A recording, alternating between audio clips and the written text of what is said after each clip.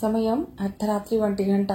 ప్రకృతి బీభత్సం సృష్టించి తన పని అయినట్టు సంతృప్తితో నాట్యం చేస్తున్న లయగా కదులుతున్నాయి. గాలి సంగీతం పాడుతుంటే విచ్చుకున్న పువ్వులు ఆనందపు పరిమళాలను వెదజల్లుతున్నాయి.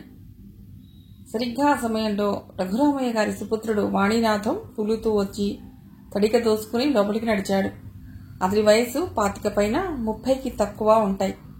సన్నగా పొడుగ్గా ఉంగరాల చుట్టుతో ఉన్న అతడు బాగా చదువుకుని మంచి ఉద్యోగం చేస్తూ సమాజంలో ఒక పెద్ద మనిషిగా చెలామణి అయి ఉంటే పెళ్లికొడుకుల మార్కెట్లో మంచి డిమాండ్ ఉన్న పెళ్లికొడుకుగా అమ్మాయిల కలల రాకుమారుడికి చైతన్యం వచ్చినట్టుగా ఉండేవాడు. కానీ ఓ తాగుబోతుగా భ్రష్టుడిగా తల్లిదండ్రుల గుండెలను రంపపు కోత కోస్తున్న వాడిగా మారాడు. అందుకు కారణం అంటూ ఏం లేదు.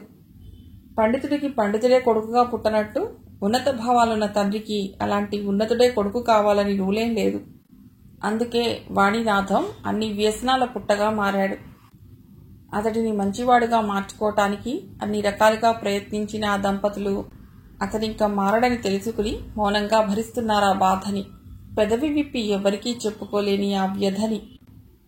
వాణీనాథం 4 మెట్లు 4 సార్లు పడబోతూ నిలదొక్కుంటూ ఎలాగో ఎక్కాడు. గుమ్మం దగ్గరకు నడవలేక తూలి పడబోతూ కళ్ళు చికిలించి చూశాడు. చీకటిగా ఉంది. ఒకే ఒక్క బల్బు గుడ్డిగా వెలుగుతోంది వీధి వాకిట్లో. ఆ వెలుగులో గాఢ నిద్రపోతున్న అసిరిగాడిని చూసి, నిద్రపోతున్నావా? పో పో, నిన్ను డిస్టర్బ్ చేయనులే అంటూ పక్కకు తిరిగాడు.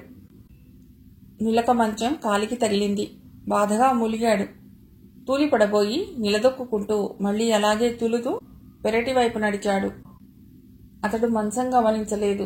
అలా 4 సార్లు పడబోతూ నిలదొక్కుంటూ పెరటి వైపు నడిచాడు. ప్రతిరోజు అతడికి అది అలవాటు. అతడి మంచం పెరట్లో ఉంటుంది. దానిమీద పడుకునేటప్పుడు శాంత దుప్పటి తలగడ వేసి ఉంచుతుంది. అతడొచ్చి 4 వైపులా ఉన్న వసారాలో ఎక్కడ కావాలంటే అక్కడ వాల్చుకుని పడుకుంటాడు. అయితే అది ఆ రోజు పెరట్లో కాక సందులో ఉండటం చేత అతడు గమనించలేదు. ఇంటికి 4 వైపులా అరుగులుంటాయి. ఆ అరుగులు చాలా విశాలంగా ఉంటాయి. అందుకే ఆ అరుగుల్ని వసారా అంటారు. వీధి గుమ్మానికి కుడివైపు సందులో ఉన్న అరుగు మీద అసిరిగాడు బొంత వేసుకు పడుకుంటే, ఎడంవైపు అరుగు మీద వాణీనాథం మంచం వాల్చి ఉంది.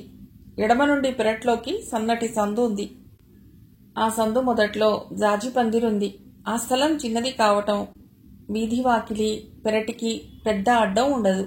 వీధి వాకిట్లోంచి పెరటి వాకిలి 2 వైపులా కనిపిస్తూ ఉంటుంది. వాణీనాథం మంచం మీద వాలగానే అతడికి బాగా ఆకలి వేసినట్టు అనిపించింది. కడుపులో చీప్ లిక్కర్ తప్ప ఘనపదార్థం పడనందుకేమో పేగులు మెలిపెడుతున్నట్టుగా అనిపించింది. నెమ్మదిగా లేచి గుమ్మం వైపు నడిచాడు. తలుపు లోపల నుండి గడియ వేసి ఉంది.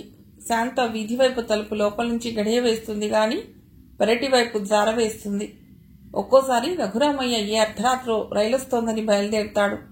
అప్పుడు పెరటి నుండి పట్టాల మీదికి ఉన్న దారిలోంచి వెళ్లవచ్చునని ఆవిడ ఆ తలుపు తీసే ఉంచుతుంది. వెనకవైపు కాంపౌండ్ వాల్ మధ్యలో చిన్న చెక్క గేటు ఉంది. ఆ గేటు గుండా వెడితే పట్టాల మీదికి నేరుగా వెళ్లవచ్చు. మెయిన్ దారి గుండా వెడితే కొంచెం చుట్టూ అయి టైం పడుతుంది. వాణీనాథం పెరటి గుమ్మం వైపు నడిచాడు. లోపలికి వెళ్ళగానే ముందు వంటగది ఉంటుంది. అతడి కాకలేస్తే వంటగదిలోకి వెళ్లి తల్లిని లేపుతాడు. లేదంటే కొద్దిగా మత్తు తగ్గితే అన్నం పెట్టుకు తింటాడు.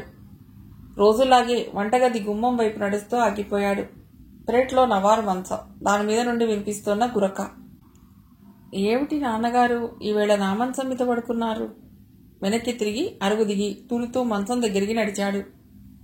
వంగి ఆయన మొహంలోకి చూస్తూ, నాన్నగారు అన్నాడు మత్తుగా. గోపాలరావు బాగా అలసి ఉన్నాడేమో, గాఢ నిద్రలో ఉన్నాడు. పైగా మండిపోయిన ఎండల నుండి ఇవాళే కాస్త చల్లదనం ఆస్వాదించటం చేతనేమో ఆదమర్చి నిద్రపోతూ పలకలేదు. వాణీనాథం ఆయన వంటి మీద చేయి వేశాడు. నాన్నగారు కొద్దిగా కదిలాడు గోపాలరావు. ఇది నా మంచం, లేవండి, లోపల పడుకోండి అన్నాడు ముద్దగా. ఆయన కదల్లేదు. అని మూలిగి మళ్లీ పడుకున్నాడు. వాణీనాథం గట్టిగా ఊపాడు. నాన్నగారు మళ్లీ అన్నాడు. ఆ ఊపికి గోపాలరావు ఉలిక్కిపడి లేచి చటుక్కున కూర్చున్నాడు. కళ్ళు అసలు తెరిపిన పట్టం లేదు. వాణీనాథం ఆయన వైపు చూడకుండా ఆకాశం వైపు చూస్తూ, లేవండి, నాకు నిద్ర వస్తోంది అన్నాడు మళ్ళీ. గోపాలరావుకి మత్తుగా ఉంది. ఎదురుగుండా ఎవరున్నారో, తనని లేపుతున్నదెవరో కూడా గమనించే స్థితిలో లేడాయన. కళ్ళు తెరవకుండానే పర్వాలేదు, ఇక్కడ హాయిగా ఉంది అన్నాడు తిరిగి పడుకుంటూ. వాణీనాథం మళ్లీ ఆయన్ని కదుపుతూ పిలిచాడు. లేవండి, నా మంచం మీద, లోపల పడుకోండి. గోపాలరావుకి కొద్దిగా మత్తు వదిలింది. కళ్ళు తెరిచి చూశాడు. ఎవరో తనని నిద్ర లేపుతున్నారు. బలవంతంగా ఆ చీకట్లోకి చూశాడు. ఎవరో కుర్రవాడు. కాసేపు ఆయనకేం అర్థం కాలేదు. వాణీనాథం మళ్లీ అన్నాడు, లేవండి, లోపల పడుకోండి, ఇది నా మంచం. అప్పుడు అర్థమైంది ఆయనకి, తను ఎవరింట్లోనో తలదాచుకున్నానన్న విషయం. ఎవరి బాబు నువ్వు? అడిగాడాయన. వాణీనాథం తెరలు తెరలుగా నవ్వాడు. మధ్యలో దగ్గుతూ, నాన్నగారు నన్ను గుర్తుపట్టలేదు అన్నాడు. గోపాలరావుకి హఠాత్తుగా రాత్రి సంగతులు గుర్తుకొచ్చి, ఇతనేనేమో రఘురామయ్య కొడుకు అనుకున్నాడు. పర్వాలేదు బాబు, ఇక్కడ హాయిగా ఉంది, పడుకుంటాను, నువ్వు లోపల పడుకో, వర్షం పడొచ్చు మళ్ళీ అన్నాడు. వర్షమా? రాదు అన్నాడు వాణీనాథం. చూడు బాబు, ఎలా మబ్బులు కమ్మేశాయో, ఏ క్షణానైనా వాన పడొచ్చు, లోపల పడుకో అన్నాడు నచ్చజెప్తూ. తాను లోపల పడుకోవటం, ఆ ఇంటి వాళ్ళు బయట పడుకోవటం ఆయనకి ఇష్టం లేదు. తను పరాయివాడు, ఓ రాత్రి కోసం తలదాచుకోవటానికి వచ్చినవాడు. ఈ మాత్రం ఆశ్రయం దొరకడమే అదృష్టం. అలాంటిది తన సుఖం, తన సౌకర్యం కోసం ఇంట్లో వాళ్ళని బయటికి నెట్టడం న్యాయం కాదనిపించింది ఆయనకి. వస్తే వచ్చాయిలేండి, మేఘాల్ని నేను పంపిస్తాను అంటూ తూలి ఆయన మీద పడ్డాడు. అతడి నోటి నుండి గుప్పులో వచ్చింది వాసన. మంచం మీద వాలుతూనే ఏదో అస్పష్టంగా వాగుతూ నిద్రలోకి జారిపోయాడు. ఆయనకి అతడి పరిస్థితి అర్థమైంది. ఈ అర్ధరాత్రి వేళ అతడితో వాదనేసుకోవటం, కబుర్లు పెట్టుకోవటం తగదనిపించింది. లేచి దుప్పటి వాణీనాథంకి కప్పి మౌనంగా తన దుప్పటి తీసుకుని వసారాలోకి నడిచి ఎక్కడ పడుకోవాలా అన్నట్టు చుట్టూ తిరిగి చూశాడు. వాణీనాథం కోసం గోడకి జారగిల పెట్టిన నులక మంచం, దానిమీద ఉన్న దుప్పటి, తలగడా కనిపించాయి. నెమ్మదిగా అటు నడిచి మంచం వాల్చుకుని పడుకున్నాడు. కొద్ది క్షణాల్లో తిరిగి కళ్ళు మూసుకున్నాడు. గాఢ నిద్రలోకి జారిపోయాడు. మంచం మీద పడిపోయిన వాణీనాథం అలాగే అడ్డదిడ్డంగా పడుకుని గురకబెడుతున్నాడు. అప్పుడు సమయం 1:30. పరిసరాలు మాటుమణిగాక పెరటి అవతల ఉన్న మొండిగోడల వైపు సవ్వడి వినిపించింది. ఓ వ్యక్తి నెమ్మదిగా చెక్కగేటు తోసుకుని లోపలికొచ్చాడు. అడుగులో అడుగు వేసుకుంటూ ఓరగా వేసి ఉన్న వంటగది గుమ్మం వైపు నడిచాడు. తిరిగి వెనక్కి నడిచి వాణీనాథం మంచం వైపు నడిచాడు. వంగి అతడి గురక విన్నాడు. అక్కడ నుండి ఎడంవైపు మంచం మీద పడుకున్న గోపాలరావు వైపు నడిచి ఆయన నిద్రపోతున్నారో లేదో నిర్ధారించుకుని మళ్లీ వంటగది గుమ్మం వైపు నడిచాడు. అప్పుడే కుడివైపు ఉన్న సందులోంచి మరో ఆకారం అడుగులో అడుగు వేసుకుంటూ పెరటి వైపు వచ్చింది. వాణీనాథం పడుకున్న మంచం వైపు నడిచింది. వంటగది తలుపు తోసుకుని లోపలికి వెళ్లబోయిన వ్యక్తి చటుక్కున ఆగిపోయాడు. చీకట్లో నెమ్మదిగా అడుగు వేసుకుంటూ జామ చెట్టు వైపు నడిచి నక్కి నిలబడ్డాడు. గోపాలరావు గారి మంచం వైపు నడిచిన వ్యక్తి ఒక్కసారి ఆయన వైపు ఎగాదిగా చూశాడు. నిండుగా కప్పిన దుప్పటిలోంచి గురక వినిపిస్తోంది. అతడు చటుక్కున వంటగది వైపు నడిచాడు.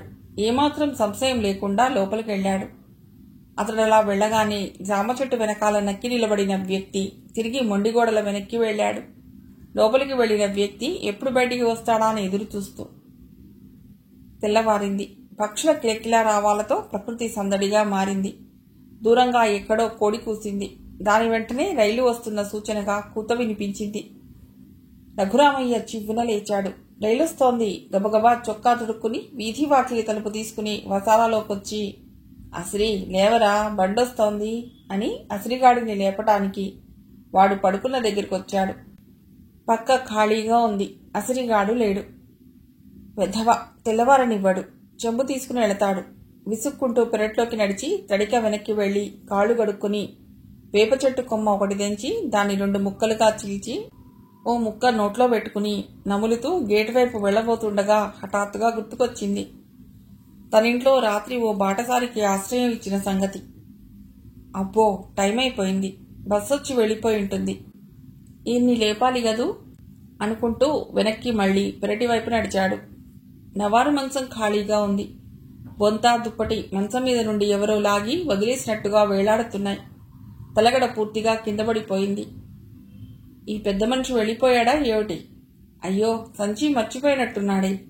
గబగబా లోపలికెళ్ళి, శాంతాలే, గోపాలరావు గారు వెళ్ళిపోయినట్టున్నారు, సంచి తీసుకున్నారా అడిగాడు. శాంత బద్ధకంగా లేచింది. లేదండి, నన్ను లేపలేదే, మర్చిపోయారేమో అన్నది. అరే, ఎలా ఇప్పుడు? అందులో ఏమున్నాయో ఏంటో. ఇలా పట్రా, నేను బస్టాండ్కి వెళ్ళి ఇచ్చేస్తా. ఈ అసిరిగాడు పొద్దున్నే హఠాత్తుగా ఆగిపోయి అనుమానంగా అన్నాడు. ఈ పెద్ద మనిషి వీడిని తోడు తీసుకెళ్లాడేమో బయటికి వెళ్ళవలసి వచ్చి. అంతే అయి ఉంటుంది, లేకపోతే మనకి చెప్పకుండా ఎలా వెళ్తారు? సర్లేండి, ఆయన వచ్చేలోగా స్నానానికి వేడినీళ్లు పడేసి కాఫీ కాస్తాను అంటూ శాంత లోపలికి వెళ్ళింది. రఘురామయ్య పెరట్లో ఉన్న కాగులో నీళ్లు ముంచుకుని మొహం గడుక్కున్నాడు. చెంబు కింద పెట్టబోయేంతలో ఆయన చేతుల్లోంచి చెంబు జారి చిన్న శబ్దంతో కింద పడింది. ఆ శబ్దానికి గోపాలరావుకి మెళకువ వచ్చింది. చటుక్కున లేచి కూర్చుని వాచి చూసుకున్నాడు. 5:15. ఫస్ట్ బస్ వెళ్ళిపోయినట్టుంది. చివ్వున లేచాడు. హడావుడిగా పెరట్లోకి నడవబోతున్న గోపాలరావుకి టవల్తో మొహం తుడుచుకుంటూ ఎదురైన రఘురామయ్య డాష్ ఇచ్చాడు. అబ్బా! తలపట్టుకుని చిన్నగా ఆర్తనాదం చేశాడు గోపాలరావు. మొహం మీద నుండి టవల్ తీసి ఎదురుగా నిలబడిన గోపాలరావుని ఆశ్చర్యంగా చూస్తూ అడిగాడు రఘురామయ్య. మాస్టారు, మీరు లేచి ఎంతసేపు అయింది? ఇప్పుడే, బాగా లేట్ అయింది. ఫస్ట్ బస్ వెళ్ళిపోయి ఉంటుందా? ఇప్పుడు లేచారా? మరి మీ మంచం? ఆయన తెల్లబోతూ పెరట్లో ఉన్న మంచం వైపు చూశాడు. ఏమండి, కాఫీ తీసుకోండి. పెద్ద స్టీల్ గ్లాస్ నిండా పొగలు కక్కుతున్న కాఫీ తెచ్చి భర్త చేతికిస్తూ గోపాలరావుని ఆశ్చర్యంగా చూస్తూ అన్నది శాంత. మీరు ఏం జరిగిందమ్మా? ఏంటి అంతలా ఆశ్చర్యపోతున్నారు? నేను బయలుదేరుతాను. సంచి ఇస్తారా? మీరు రాత్రి పెరట్లో కదా పడుకున్నారు? రఘురామయ్య ఆశ్చర్యం నుండి తేరుకుని అడిగాడు. అప్పుడు గుర్తొచ్చింది గోపాలరావుకి. ఒక్కసారి తను పడుకుని లేచిన మంచం వైపు, వసారా వైపు, వీధి వాకిలి వైపు చూశాడు.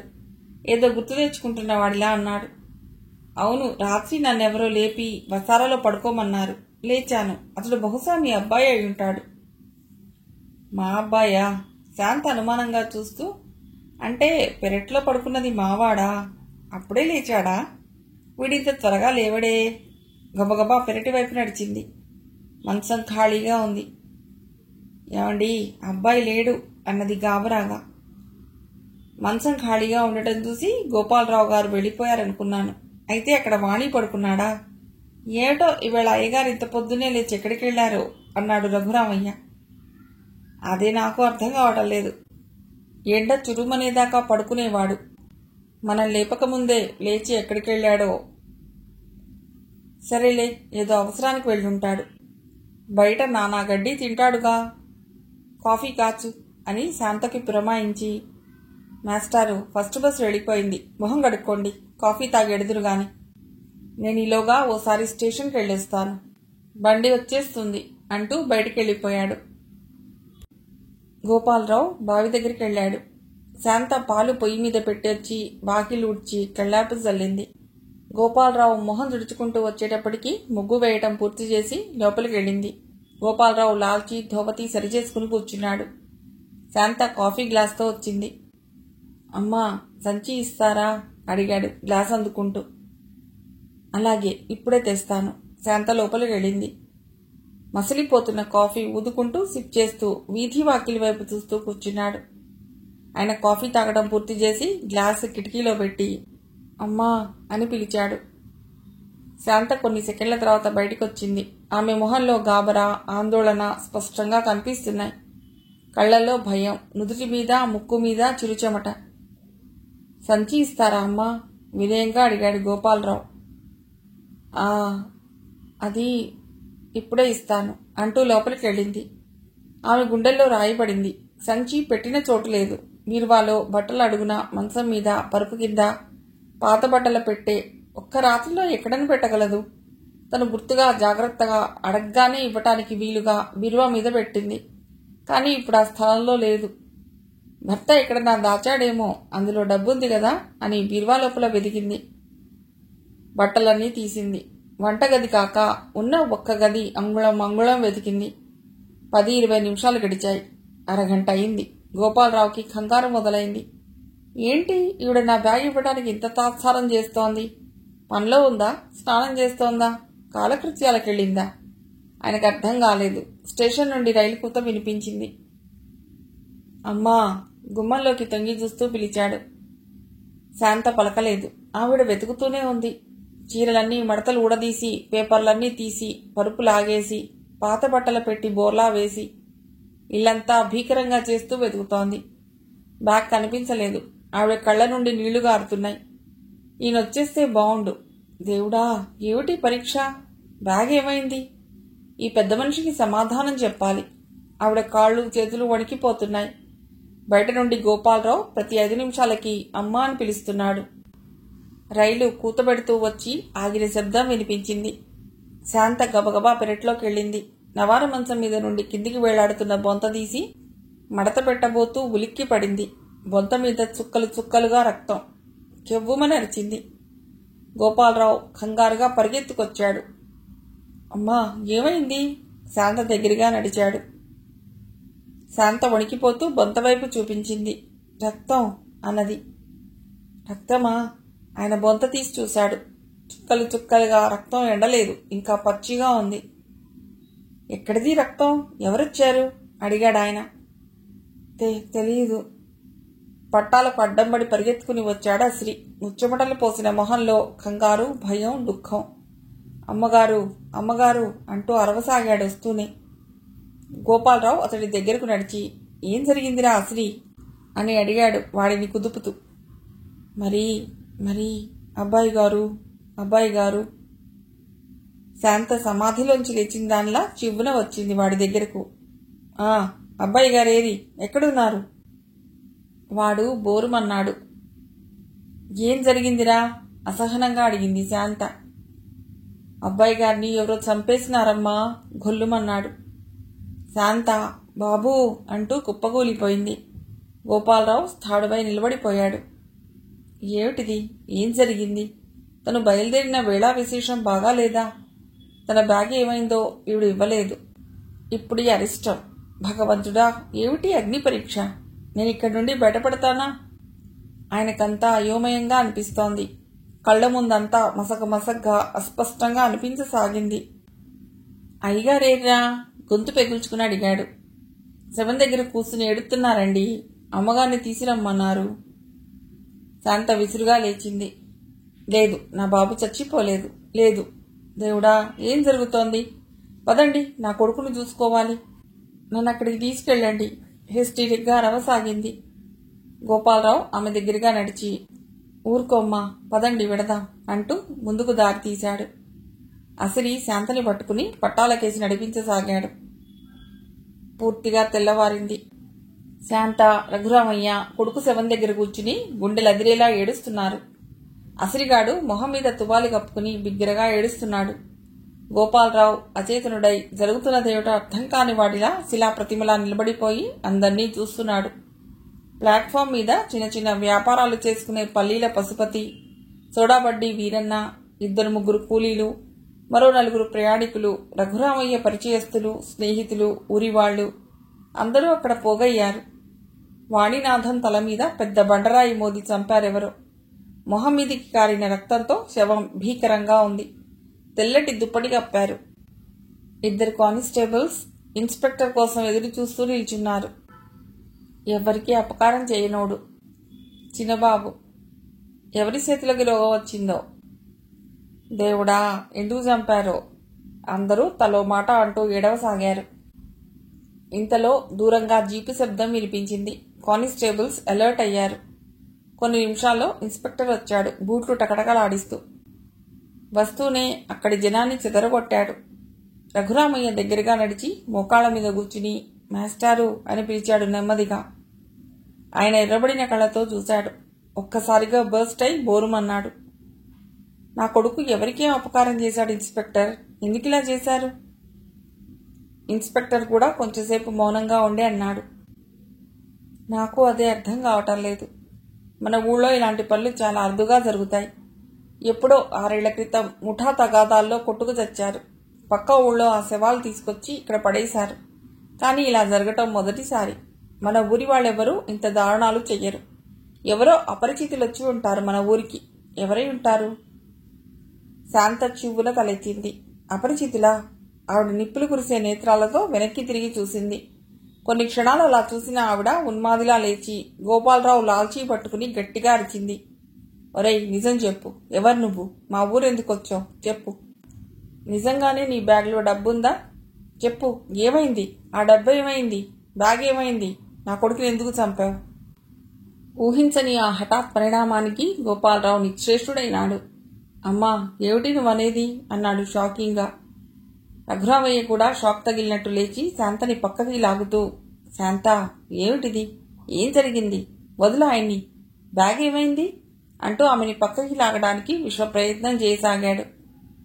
ఇన్స్పెక్టర్ అయోమయంగా చూస్తూ, మాస్టారు, వారెవరు? అడిగాడు. రఘురామయ్య రాత్రి జరిగిందంతా చెప్పాడు. గోపాలరావు అవునన్నట్టు చూసి, నాకేం తెలియదు బాబు. మా బ్యాగ్ ఇప్పిస్తే ఈ ఊరు నుండి వెళ్ళిపోతాను. అవతల నా భార్య, కూతురు నా కోసం ఎదురు చూస్తుంటారు అన్నాడు బెంగగా. బ్యాగ్? శాంత ఆవేశంగా అన్నది. బ్యాగ్ లేదు, పోయింది. కాదు కాదు, ఈయనే దాచేసి నాటకం ఆడుతున్నాడు. అందులో డబ్బుందని చెప్పి ఆ డబ్బు పోయిందని మమ్మల్ని నమ్మించడానికి ప్రయత్నిస్తున్నాడు. అక్రమంగా డబ్బు సంపాదించటానికి ఇదొక మార్గం. బహుశా బ్యాగ్ దొంగిలించి పారిపోతుంటే నా కొడుకు చూసుంటాడు. అందుకే వాణ్ణి చంపి నెమ్మదిగా పిల్లిలా పడుకున్నాడు. వీధి వాకిట్లోకి ఎలా వచ్చాడు తెల్లవారే లోపల? అమ్మా, అంత మాట నాకు. ఆ అబ్బాయి నన్ను లేపి వసారాలోకి వెళ్ళమన్నాడు. వెళ్ళాను, పడుకున్నాను. నాకేం తెలీదు. నా బ్యాగ్ ఇప్పించండి. నా కూతురి జీవితం పెట్టిచ్చాను. ఆడపిల్లను కన్న తల్లివి. నీకిది న్యాయం కాదు. బ్యాగ్ దాచేసి పైగా నా మీద అపనింద వేస్తున్నావా? నోర్ముయ్. పులిలా లేచింది. నేను నీ బ్యాగ్ కాజేశానా? చండాలుడా, నీవెవరో తెలియకపోయినా ఆప్యాయంగా చేరదీసి అన్నం పెట్టానే. నన్నే ఇంత మాటలంటావా? రఘురామయ్యకి ఏమీ అర్థం కావటం లేదు. బ్యాగ్ పోయిందంటుందేమిటి శాంత? ఎక్కడికి పోతుంది? సరిగ్గా వెతికిందా? అసలు ఎవరొస్తారు తన ఇంట్లోకి? ఎప్పుడూ ఇలా జరగలేదు. ఏదో పొరపాటు జరిగింది. శాంతకి కొడుకు మరణించడంతో మతిపోయింది. శాంత, నిగ్రహించుకో. తప్పు. అలా మాట్లాడకూడదు. పెద్ద మనిషిని అలా అనకూడదు. పెద్ద మనిషి? ఎవరండి పెద్ద మనిషి? వీడా? ఛీ! కాండ్రించి ఉమ్మేసింది. లేదు, వీడే నా కొడుకుని చంపాడు. ఇన్స్పెక్టర్ తేరుకుని అన్నాడు. మాస్టారు, శవాన్ని పోస్టుమార్టంకి పంపించాలి. నేను ఆ ఏర్పాటు చేస్తాను. పదండి ఇంటికి. చూడండి, మీ పేరు? గోపాలరావుని అడిగాడు. నా పేరు గోపాలరావు బాబు. మీరు ప్రస్తుతం ఎక్కడికి వెళ్ళొద్దు. మీరు కూడా ఎక్కడున్నారో అక్కడే ఉండండి ప్లీజ్. బాబు ఇన్స్పెక్టర్, ఆయన హతాశుడై పిలిచాడు. తప్పదు సార్, మర్డర్ కేస్. మా ఊళ్ళో ఉన్న పరాయివారు మీరే. బాబు కుప్పకూలిపోయాడు. భుజం మీద చల్లని చేయి పడింది. ఆవేదన నిండిన కళ్ళు ఎత్తి చూశాడు. రండి, ఇంటికెడదాం. రఘురామయ్య ఓదార్పుగా చెయ్యి అందించాడు. గోపాలరావు నిస్తేజంగా, నిర్వికారంగా ఆయన వెంట నడిచాడు. విజయవాడ, విజయవాడ, ఎవరో గట్టిగా అరిచారు. గోపాలరావు, లాస్య ఉలిక్కిపడ్డారు.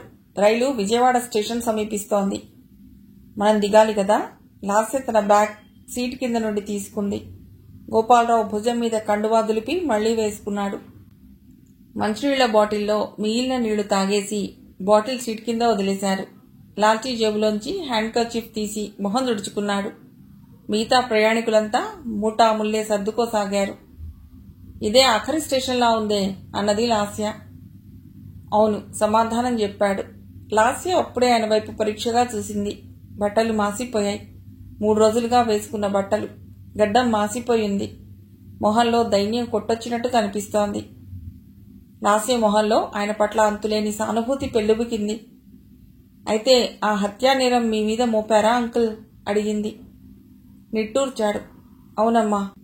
ఒక్క రఘురామయ్య గారు తప్ప మిగతా వాళ్ళంతా నన్నే దోషం చేశారు. చిత్రమైన విషయం ఏంటంటే, నేను నా ఒంటి మీద బట్టలు తప్ప మరొక్క జత మాత్రం తీసుకెళ్లాను బ్యాగ్లో. డబ్బు నా పంచెలో చుట్టిపెట్టాను. అలాంటిది నా పంచ వాణీనాథం శవం మీద కప్పి ఉంది. వాట్? అదిరిపడింది లాస్య. ఎలా? మిగిలిన కథ తర్వాతి భాగంలో.